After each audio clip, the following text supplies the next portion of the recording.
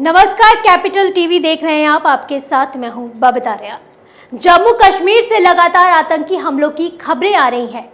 वहीं कश्मीर के पुंछ में सोमवार को हमारे 5 सैनिक शहीद हो गए। इससे पहले पिछले कुछ महीनों से लगातार आम लोग आतंकियों के निशाने पर हैं, उनकी हत्या की जा रही है।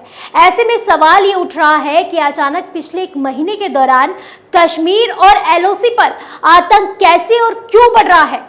तो आज हमने इसी पर विशेष एनालिसिस किया है। आप भी देखिए हमारी ये खास रिपोर्ट।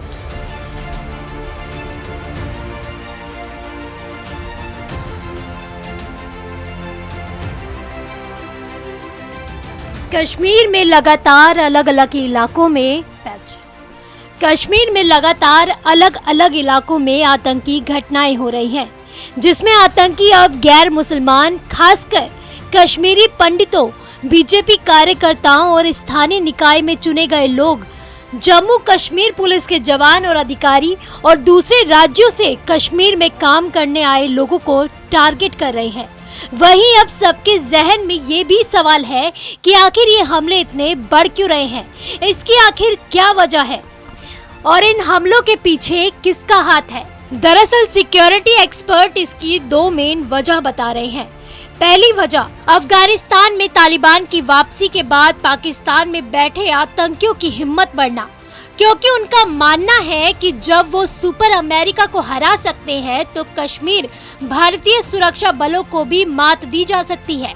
और दूसरी ये वजह कि घाटी में जो पिछले कई सालों से ये ट्रेंड रहा है कि सर्दी आने से आतंकी घटनाएं और घुसपैठ दोनों बढ़ जाती हैं, क्योंकि 1 महीने बाद बर्फबारी के चलते सीमा पार से आना बेहद मुश्किल हो जाता है। एक तरफ जहां आर्टिकल 370 हटाए जाने के बाद से जम्मू कश्मीर में आतंकी घटनाओं में कमी आई है, पत्थरबाजी की घटनाएं कम हुई है, आतंकियों की संख्या भी कम हुई है और जिहादी दुकानों के जरिए अपनी सियासत चमकाने वाले गद्दार नेताओं को झटका लगा है, तो वहीं दूसरी तरफ तालिबान के आने के बाद से आतंकियों का मनोबल बढ़ा हुआ है। पाकिस्तान की आर्मी और आईएसआई को लग रहा है कि उन्होंने दुनिया फतेह कर ली है। दरअसल जम्मू और कश्मीर से 370 हटाए जाने के 2 साल बाद घाटी में आतंक ने अपना नाम, निशाना और तरीका तीनों बदल लिए हैं। आतंक के नए नाम है द रेजिस्टेंस फ्रंट यानी कि TRF और यूनाइटेड लिबरेशन फ्रंट यानी कि ULF। और इन दोनों आतंकी संगठनों के निशाने पर है ऐसे गैर मुस्लिम जो पढ़ाने लिखाने या बाहर से आकर यहाँ काम कर रहे हैं। यहाँ तक कि उनके निशाने पर वो भी मुसलमान हैं जो सियासी गतिविधियों का हिस्सा बन रहे हैं या पुलिस में है। पिछले 1 साल में इसी तरह 25 लोगों की हत्या की जा चुकी है। पिछले 5 दिनों में ऐसी 7 वारदातों में 7 लोग मारे गए हैं। वहीं श्रीनगर के एक सरकारी स्कूल में 2 गैर मुस्लिम टीचर्स को भी गोली मार दी गई थी। वहीं सिक्योरिटी एक्सपर्ट्स बताते हैं कि हालातों के मुताबिक आतंकी संगठन अपनी रणनीति बदलते रहते हैं।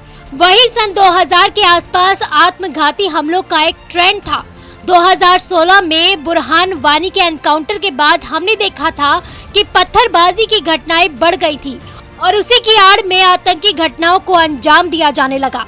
लेकिन हाल की घटनाओं में आतंकी आम नागरिकों, बाहर से आकर काम करने वाले रेहड़ी और पटरी वालों की हत्या करके दहशतगर्दी का माहौल बनाने की कोशिश कर रहे हैं। लेकिन सेना भी इनके मंसूबों को लगातार नाकाम कर रही है और इन जिहादियों को जहन्नुम का रास्ता दिखा रही है। अब सवाल ये है कि आखिर पुलिस और राजनीतिक लोगों पर हमले क्यों बढ़ रहे हैं।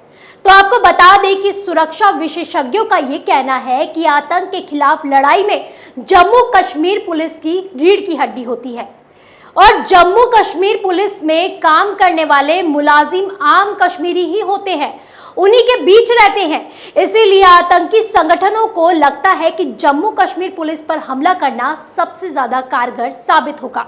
इसलिए पिछले दिनों से हमने जम्मू कश्मीर पुलिस के जवानों की हत्याओं की खबरें काफी सुनी है। वहीं दूसरी तरफ बीजेपी के कार्यकर्ताओं, लोकल बॉडी से जुड़े लोगों की हत्याएं भी हो रही है।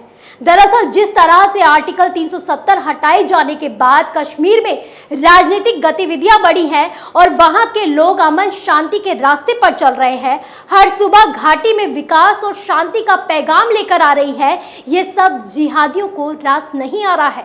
इसलिए वो लोगों के बीच इस बात का खौफ फैलाना चाहते हैं कि अगर वो आप खुद को हिंदुस्तान से जोड़ेंगे तो उसका अंजाम सजाए मौत ही होगा।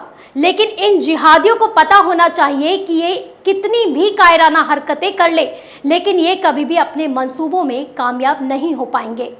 फिलहाल मुझे दीजिए इजाजत। देश और दुनिया की तमाम खबरों के लिए आप देखते रहिए कैपिटल टीवी। नमस्कार। अगर आपको हमारा वीडियो पसंद आया हो तो इसे लाइक करें, हमारे चैनल को सब्सक्राइब करें और हाँ, बेल आइकन दबाना ना भूलें ताकि आप तक हमारे वीडियो की नोटिफिकेशन पहुंचती रहे।